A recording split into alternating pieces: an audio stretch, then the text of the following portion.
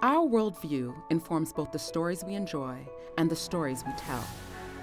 It reflects our own values and the values of our place, time, and culture.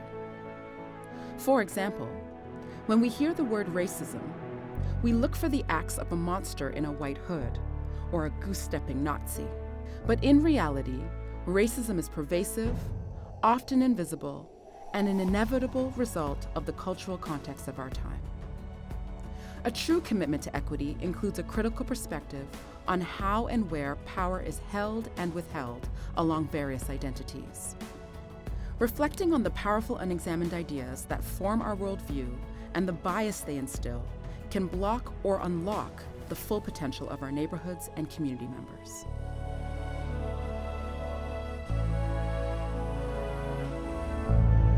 Powerful unexamined ideas are all rooted in what I call the legacies.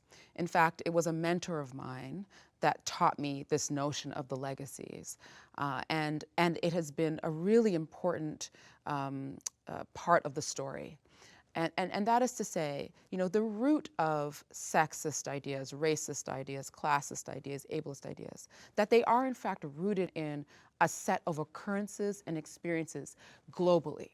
So what we're talking about are occurrences like colonialism, slavery, patriarchy, capitalism, the religious crusades. We're talking about those processes and occurrences that came to define what we believe is good, bad, right, wrong, better, worse. It comes to define why being, say, a same-sex couple is problematized before it is normalized. It explains why people use pink with girls and blue with boys. It even explains the popularity of marriage as an institution. All of these ideas that we come to believe are actually natural, meaning we automatically feel those ways, are actually informed by the legacies. So the legacies are the root and core of the powerful unexamined ideas. And the spaces that these ideas get proliferated and reproduced are our institutions. So it is in our institutions, it is in the institutions like our education, our boards of education. It is through our media. It is through our child welfare institutions and our policing institutions that the ideas of the legacies get reproduced and spread and normalized. And so identifying that what we see as the tip of the iceberg is really rooted in ideas that have become powerful unexamined ideas, and that at the root of those is the legacies. So, you know, is a really important notion. So it is through colonialism that we came to understand the West as the dominant space, as powerful, as all-knowing, as the place that knowledge comes from. It is through slavery that we came to understand that whiteness was superior and ideal, and that Black and all things African were the worst, problematic, demonized, etc. It is through patriarchy that we come to understand the capacity of the masculine and the dominance of the masculine and the subordination and sort of weakness of the feminine, etc. And so it is the legacies that actually inform us about how we see the world and what is powerful and what is not powerful. And so it begs the big question, now what, right? And what does this mean for us today? And so I think it means a couple of things. I think for one, it's really important that we acknowledge why we're here in these situations, in these setups. So when we look at, in this setup, so when we look at trends, when we look at the fact, for example, that women make, what is it now, 80 to 90 cents on the dollar to every man, that we don't think to ourselves, well, that is as a result of women simply not being as effective in the workplace. They don't have their skills are not as sharp, you know, that in fact it is rooted in patriarchy. And that it is patriarchy that caused this so many centuries later. And so for men, it is the acknowledgement that patriarchy benefits them, and that because of patriarchy, they are presumed to know.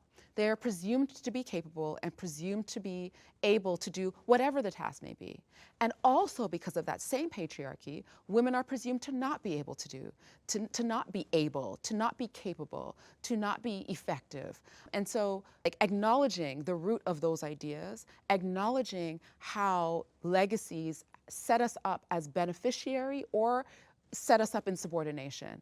And if I am the dominant in the story, if I am the beneficiary, that I understand that those that are not achieving as I am achieving, or have not arrived where I have arrived, or have access to what I have access, that I acknowledge and keep in mind that that is happening because of the legacies, and not because I am naturally better or they are naturally worse. So the equity approach is about the elimination of disproportionality and disparity. And what it says is, in order to get to that elimination of disproportionality and disparity, you may need to treat people differently to get to that. So I think about a classroom and this idea that we treat so I'm going to use a binary context, that we treat the boys and the girls the same. You know, that's what really nice teachers would say. And I, you know, again, I was a teacher. I remember thinking, well, I'm just going to treat them all the same and then everything will be fine. Except it's not fine, because when we talk about systemic oppression, we're talking about how the legacies show up and are playing out in our spaces. And so despite my personal intentions as an individual teacher to see to it that the boys and the girls have the same experience, I have to be prepared to make some adjustments in how I'm working with the girls to account for the ways that patriarchy is also operating in the space. Patriarchy is impacting how they see themselves. Patriarchy is impacting how the boys in the class are treating them, how the school is responding to them, how their parents are responding to them, how the community is responding to them. And so I need to be aware of that and adjust for it. So ideally, I'm treating the boys and the girls actually quite differently in order to eliminate the disproportionality that we see. To the naked eye, it might appear that I'm pushing it more with them, that I'm providing them with more opportunity. But that would be my taking account for the idea that because they are girls and because of patriarchy, they will be dissuaded in a number of ways. So it's that kind of application. It's about the application of equity and the awareness that I might need to treat groups differently to get to the same outcome in the end. Because our differential outcomes, our disparate and disproportionate outcomes, are really negatively affecting marginalized groups. If you want to see women and racialized people and women who are racialized people, or, you know, and people who are queer and people with disabilities, if you want to see them all have fulsome self-actualization, fully self-actualize in their lives, then we need to be disrupting the powerful unexamined ideas, and we need to be doing things differently to address disproportionality and disparity. The biggest thing I want to see disrupted is the idea that people are in the situations that they're in and in the positions that they're in because of their inherent nature. I would like people to acknowledge the influence and impact of the legacies and how the legacies set us up in relation to dominance and subordination. I would like people to acknowledge that their privileges are as a result of the legacies and how their identities align with the legacies or stand up to the legacies. I would like them to acknowledge the ways that the legacies privilege them and cause them to experience privilege in a variety of sectors and systems. That's the head shift. The heart shift is that we need to be having this conversation. And if people who experience dominance, who experience privilege, are not willing to come to the table, then we will not progress. The strides that we have made in the women's movement, from getting the vote and even being deemed a whole person as women, those things happened because men agreed to do them, to allow them. It sounds archaic to say it, but without the dominant group members' involvement, it will be impossible to shift the system. So their hearts need to be open to this movement. In terms of action, the feet, organizations need to make it count, need to make this work count, need to be holding their staff and their leadership accountable to these sorts of changes. And what that does is it means that leadership is setting up a culture in their organizations where leaning into these issues and leaning into this conversation is required. It's required to be promoted. It's required to maintain a position. It's required to be seen as being in best practice.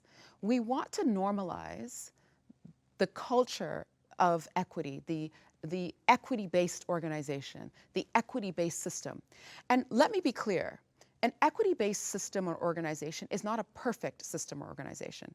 It is not a system or organization where an oppressive thing never happens again. It is instead a space where when something oppressive happens, the organization, the individuals within it know what to do and how to do it. For organizations that want to reconstruct their system, their way of doing things, the normal way things work, the tip is that we need to be including the people who are most marginalized, who are most impacted by our systems and by the way we do business. We hope this video will assist you in your work to advance our struggle to rebalance power and equity. It is challenging work that offers the opportunity to unlock capacity and potential. Now it's time for you to invite others into this knowledge, to help others to understand how systems and structures cause and underlie our equity problem. It's easy to blame familiar causes and point fingers, and very satisfying, but that tendency impacts our perception of appropriate responses. We need to specify what causes what and connect these causes to outcomes so that Waterloo Region can construct an equitable community where disproportionality and disparity are eliminated. It won't happen overnight. It will happen if we work together to build it. A good film director directs our attention in a specific way. Wellbeing Waterloo Region believes we are all directors in this work of changing hearts and minds and motivating people to action so that we can build a more equitable community for us all.